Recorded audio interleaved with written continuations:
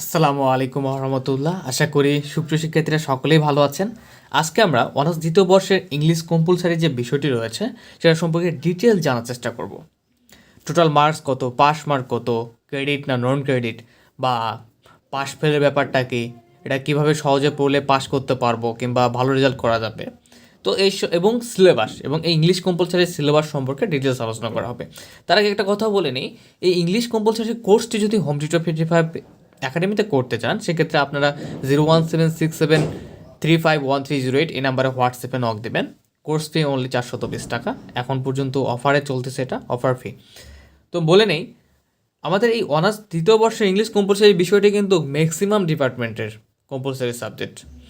তো এখন এই ইংলিশ কম্পালসারি বিষয়ের আমরা সিলেবাস সম্পর্কে জানার চেষ্টা করব।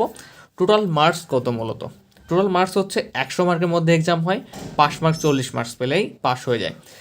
এবং নন ক্রেডিট বলতে আপনি এটাতে পাস করুন কিংবা ভালো রেজাল্ট করুন, কোনো এফেক্ট ফেলবে না আপনার মেইন রেজাল্টের সাথে এই সাবজেক্টের রেজাল্ট কোনোভাবেই যুক্ত হবে না, পয়েন্ট কাউন্ট হবে না। ওকে, ব্যাপারটা আরেকটু ক্লিয়ার করে বলি।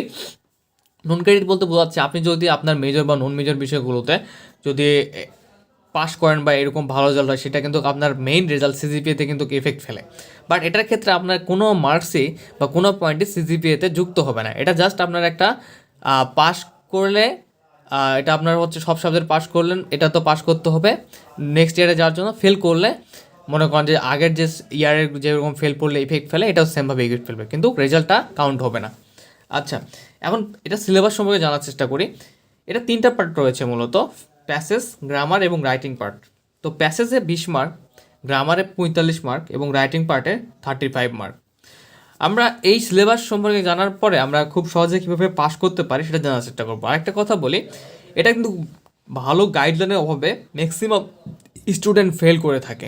সো আই হোপ, আমি আশা করব আপনারা শুরু থেকে খুব ভালোভাবে পড়াশোনা করবেন ইংলিশ সাবজেক্টের উপরে। প্যাসেজ রাইটিং 20 মার্ক কীভাবে বিভক্ত করা আছে দেখি। পার্ট এতে অ্যান্সারিং কোশ্চেন, যে প্যাসেজ দেওয়া থাকবে সেই প্যাসেজ থেকে যে প্রশ্নগুলো দেওয়া থাকবে সেই কোশ্চেনগুলোর অ্যান্সার দিতে হবে আমাদেরকে। এরপরে প্যাসেজ রাইটিংয়ের পার্ট বিতে main idea and supporting idea রয়েছে, যার খুব সহজে প্যাসেজ মার্ক থেকে কিন্তু মার্কস তোলা সহজ, ঠিক আছে। See word meaning and make sentence 5 mark and সামারিতে 5 মার্ক। ওকে, এবং গ্রামার আইটেম সম্পর্কে একটু বলি। গ্রামার আইটেম সম্পর্কে বলার আগে আমরা একটা কথা বলে নিই যে গ্রামারে কিন্তু মোটামুটি 9টা টপিক রয়েছে, এবং এই 9টা টপিক থেকে কিন্তু ম্যাক্সিমাম 5 থেকে 6টা টপিক দেখবেন যে আপনি এগুলো আগে থেকেই পারেন, বা যারা এসেছে একটু হালকা পড়ে এসেছে তাদের কিন্তু জানাই রয়েছে। তো গ্রামার আইটেমটা দেখি। গ্রামার আইটেমের প্রথম হচ্ছে কারেকশান, 2 নম্বর রিয়ারেন্স, 3 নম্বর WH কোশ্চেন, 5 মার্ক করে সবগুলোতে, ঠিক আছে। 4 article, 5 right from verb, 6 punctuation, 7 antonym synonym, 8 translation, 9 changing word. তো মূলত গ্রামার আইটেমে ভালো করতে গেলে অবশ্যই গ্রামারের যে বেসিকটুকু সেটুকু জানতে হবে। তবে খুব ডিটেলসে পড়তে এরকম না। অনার্সের জন্য কি নির্দিষ্ট একটা টপিকের বা নির্দিষ্ট কিছু অংশ রয়েছে এই গ্রামার আইটেমগুলোর মধ্যেও সিলেক্ট করা, যেগুলো পড়লে আপনার জন্য অ্যালাপ হবে। আর আমাদের কোর্সে সেভাবে পড়ানো হবে। আবারও বলি, কোর্সটি করতে চাইলে 01767351308 নাম্বারে হোয়াটসঅ্যাপে নক দেবেন, অথবা আমাদের পার্সোনাল ডিসক্রিপশন বক্সে আমার আইডি আছে, ফেসবুক আইডি, সেই আইডিতে নক দেবেন ইনশাল্লাহ। তো এরপরে আমরা রাইটিং পার্টে চলে যাবো।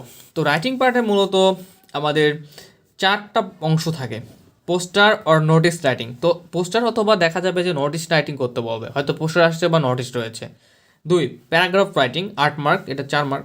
অ্যাপ্লিকেশন, সিভি রাইটিং ও লেটার। অ্যাপ্লিকেশন সব দেশে থাকে, সিভি লেটার অথবা আমাদের লেটারও আসে, মানে 2টা আসে। অ্যাপ্লিকেশন আসবে, সিভি রাইটিং অথবা লেটারও থাকবে, 2টার মধ্যে যে কোনো একটা লিখতে হয়। আর ইজি রাইটিংয়ের একটা ব্যাপার হচ্ছে এখানে 3টা থাকে, 3টার মধ্যে একটা লিখতে হয়, 15 মার্কের। তো এখন কিছু ব্যাপারে আলোচনা করি যেগুলো ব্যাপারে আলোচনা করা জরুরি। তো এই রাইটিং পার্টের জন্য যেমন আমরা অ্যাপ্লিকেশান, যাদের ভালো প্রিপারেশন থাকবে না তাদের কথা বলছি, পোস্টার, এই দুটার জন্য আমাদের মার্কস তোলা খুবই সহজ। এটা কিন্তু সহজ কিছু ট্রিক্স রয়েছে যেগুলো ফলো করলে আপনি ফুল মার্ক পাবেন। আর এসে রাইটিংয়ের ক্ষেত্রে অবশ্যই আপনাদের কী করতে হবে?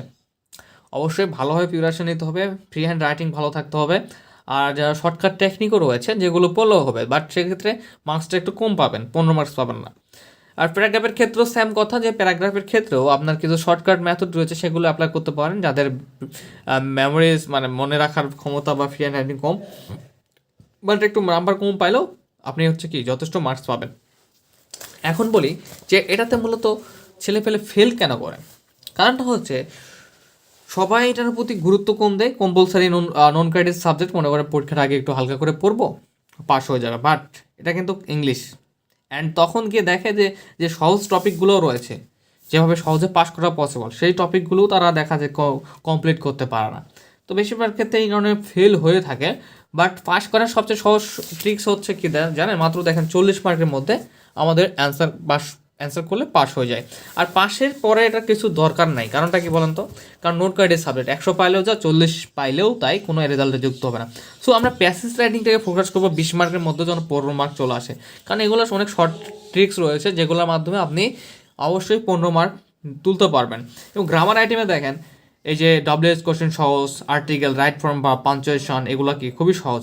তো এখান থেকে দেখেন মোটামুটি 1 2 3 4টার মতো টপিক কিন্তু আপনার অলরেডি খুবই সহজ। তাহলে এখানে 4টার মতো আমি ধরে নিলাম যে আপনি এই 4টা থেকে 4 5 20 পেলেন, আর বাকিগুলো থেকে, আর বাকি যে আরও আইটেমগুলো রয়েছে এগুলো থেকে 10 মার্কের মতো পেলেন, তা 30 আর এদিকে 15, অলরেডি কিন্তু 45 হয়ে যাচ্ছে গ্রামার আইটেম এবং প্যাসেজ রাইটিং থেকে, যদি আপনারা একটু হালকা করে মনোযোগ দিয়ে পড়েন। আর আমাদের এখানে তো রাইটিং পার্ট থাকলোই অলরেডি আমরা 45 মার্ক কাউন্ট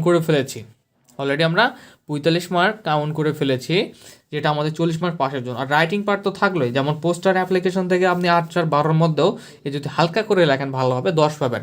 আর 2 এবং 4 মিলে 8 5 13 23-এর মধ্যে আপনি সাপোজ মনে করেন যে পেলেন 10ই পেলেন প্যারাগ্রাফ এবং এসে রাইটিং থেকে, তাহলে কত, তাহলে 20 হয়ে যাচ্ছে। 45 আর 20 মোটামুটি 65 আপনাকে পেতে হবে না, আপনি জাস্ট যদি 40 পান তাহলে হবে।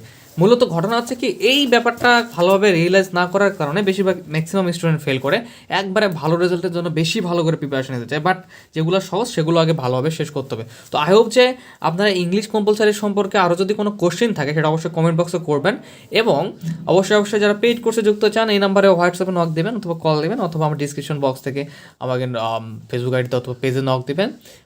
এখন শুধু কোর্স ফ্রিতে অফার চলেছে ইংলিশ, অনলি 420 টাকা। ওকে, অল দ্য বেস্ট, সকলে ভালো থাকবেন, সুস্থ থাকবেন, ধন্যবাদ।